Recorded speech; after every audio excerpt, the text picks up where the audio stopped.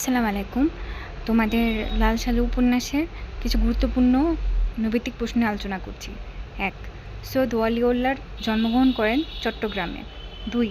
সৈয়দ ওয়ালিউল্লাহর উপন্যাসটি ফরাসি ও ইংরেজি ভাষায় অনূদিত হয়। লাল সালু। ৩. সৈয়দ ওয়ালিউল্লাহ কর্মজীবন শুরু করেন সাংবাদিক হিসেবে। ৪. সৈয়দ ওয়ালিউল্লাহ মৃত্যুবরণ করেন 1971 সালের 10ই অক্টোবর প্যারিসে। বাংলাদেশের কথা সাহিত্যকে আন্তর্জাতিক মানে উন্নত করার পথিকৃৎ ছিলেন সৈয়দ ওয়ালিউল্লাহ। ৬. কাদো নদী কাদো উপন্যাস প্রকাশিত হয় 1968 সালে। ৭. নয়নতারা গল্প গ্রন্থটি প্রকাশিত হয় 1946 সালে। ৮. লাল সালু উপন্যাস অনুযায়ী কি না হলে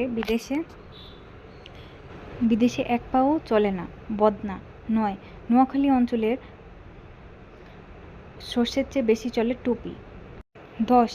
কিন্তু দেশটা কেমন মরার দেশ বলা হয়েছে শস্যহীন বলে, মসজিদের শারীরিক গড়ন শীর্ণকায়। ১২. মুদাসসির পীরের কবর আবিষ্কার করার মসজিদ উন্মোচিত হয়েছে মিথ্যাচার চরিত্রে। ১৩. বিভিন্ন গ্রাম থেকে মোহাম্মদনগরে মানুষ আসতে থাকে মাজারে মানত করতে। ১৪. মসজিদ ভয় দেখেছে রহিমার চোখে। ১৫. দুদু মিয়ার মুখে লজ্জার হাসি আসে, কলমা জানে না তাই। ১৬.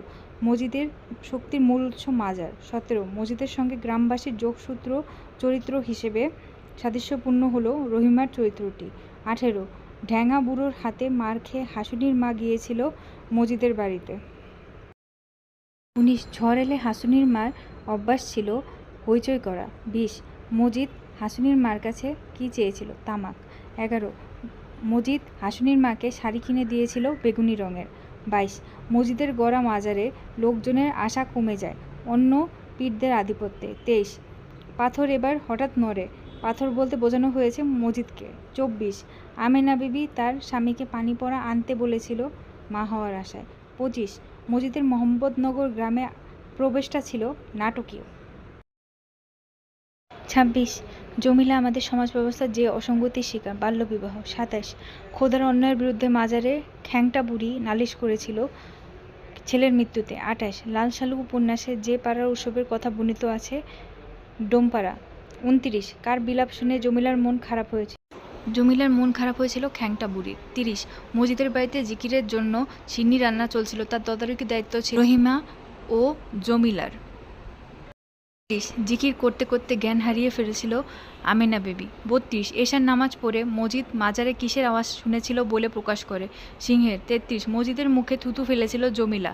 ৩৪. লাল সালু উপন্যাসে চৌকাতে বসলে ঘরে কি আসে বলে উল্লেখ রয়েছে বালা। ৩৫. সহজ প্রাণ ধর্মের উজ্জ্বল প্রতীক জমিলা। ৩৬. গ্রামবাসীর অন্তরে জর্জরিত হয়ে ওঠে অনুশোচনায়। ৩৭. মসজিদের শক্তি প্রতিফলিত হয় গ্রামবাসীর উপর। ৩৮. বুড়ো হাসুনির মাকে বেধড়ক প্রহার করে ঘরের কথা মসজিদকে বলায়। ৩৯. মসজিদকে শিকড় গাড়া বৃক্ষ করতে সক্রিয় ছিল ধর্ম। ৪০. মসজিদ মোনাজাতের ভঙ্গিতে দাঁড়িয়েছিল মতিগঞ্জের সড়কের উপর। ৪১. আমেনা বিবির প্রতি মসজিদের দৃষ্টিভঙ্গি প্রকাশ পেয়েছে লাল শাহ। ৪২. খালেক ব্যাপারীর সামনে বসে কথা বলতে অস্বস্তি বোধ করে ধলা মিয়া। ৪৩. শত্রুর আভাস পাওয়া হরিণের চোখের মতোই সতর্ক হয়ে ওঠে জমিলার চোখ। ৪৪. লাল সালু উপন্যাসে মজিদের মুখে জমিলার থুতু নিক্ষেপ প্রকাশ পেয়েছে ক্রোধ। ৪৫. মজিদ পূর্বে যেখানে বাস করত মধুপুর গড়ে। ৪৬. মজিদের দুদু মিয়াকে শাসনের মধ্যে নিহিত আধিপত্য বিস্তার। ৪৭. ঢ্যাঙা বুড়োর বিচারে মসজিদ যে সূরা পাঠ করেছিল সূরা নূর। ৪৮. বতর শব্দের অর্থ ফসল কাটার উপযুক্ত সময়। ৪৯. ওনারে কইবেন আমারে যেন মত হয়, আরজিটি করেছিল হাসুনির মা। ৫০. মাঠের ধান নষ্ট হয়ে যায় শিলাবৃষ্টি হলে। ৫১. সর্ষের চেয়ে টুপি বেশি, ধর্মের আগাছা বেশি বলতে বোঝানো হয়েছে ধর্মীয় গোঁড়ামি। ৫২. গ্রামের লোকেরা যেন রহিমারই অন্য সংস্করণ। ৫৩. বিশ্বাসের পাথরে যেন খোদাই করা চোখ। ৫৪. ঘরের ম্লান আলোয় কবরে সেই অনাবৃত অংশটা মৃত মানুষের খোলা চোখের মতো দেখায়। ৫৫. আমেনা বিবির বিয়ে হয়েছিল ১৩ বছর বয়সে। ৫৬. মোনাজাত শেষে মজিদ পা ফেলেছিল উত্তর দিকে। ৫৭. আমেনা বিবি ও রহিমার মধ্যে মিল রয়েছে নিঃসন্তানের দিকটা। ৫৮. ঘুম কাতুরে জমিলা। ৪৯. খালেক ব্যাপারীর মতে আক্কাস দাড়ি রাখেনি ইংরেজি পড়েছে বলে। ৬১. গ্রামে হিড়িত পড়েছে মসজিদ স্থাপনের। 62 আমিনা বিবির আনন্দ আর সুখের নিশানা থোতা মুখের তালগাছ। 63 আওয়ালপুরের পীরের মধ্যে প্রকাশ পেয়েছে ধর্ম ব্যবসা। 64 আওয়ালপুরের পীর আছরের সময় যে নামাজ পেয়েছে জোহর। 65 মসজিদ হাসপাতালে গিয়েছিল সমবেদনা প্রকাশ করতে। 66 আওয়ালপুরের পীরের প্রতি আমেনার প্রকাশ পেয়েছে অন্ধবিশ্বাস। 67 খালেক ব্যাপারীর সঙ্গে ধলা মিয়ার সম্পর্ক ছিল শালক। 68 ধলা মিয়াকে খালেক ব্যাপারী আওয়ালপুরে যেতে বলেছিল পানি কড়া আনতে। 69 ধলা মিয়ার দেবংশী তেঁতুল গাছকে ভয় পাওয়ার মধ্যে প্রকাশ পেয়েছে কুসংস্কারে বিশ্বাস।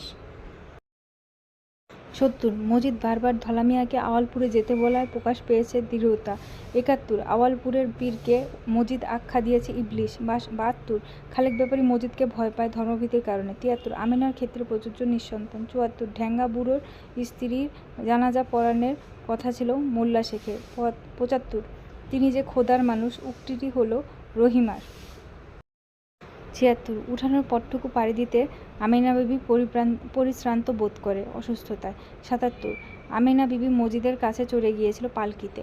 78 অন্তরের শক্তিতে মজিদ ব্যাপারটি জানতে পেরেছে, সে কথা সে বিশ্বাস করে না। লালসালু উপন্যাসে সে কথা বিশ্বাস করে না কে? তাহেরের বাপ।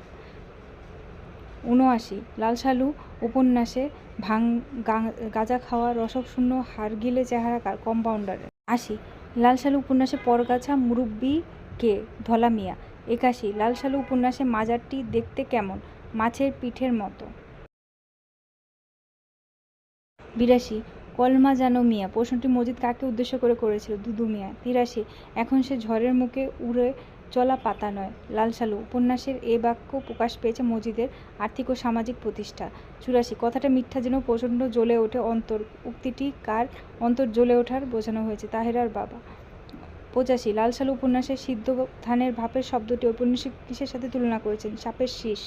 86 সে যেন খাঁচায় ধরা পড়েছে লালসালু উপন্যাসে কার ধরা পড়ার কথা বলা হয়েছে? জমিলা। 87 কি মিয়া তোমার দিলে কি ময়লা আছে? উক্তিটি কার? মজিদের। 88 লালসালু উপন্যাসের শেষ বাক্য কোনটি? বিশ্বাসের পাথর যেন খোদাই সে চোখ। 89 খোদার এলেমে বুক ভরে না কেন? তলায় পেট শূন্য বলে। 90 রহিমা দোয়া করে কার জন্য? মানবজাতির জন্য। 91 লালসালু উপন্যাসটি কত সালে প্রকাশিত হয়? 1948 সালে।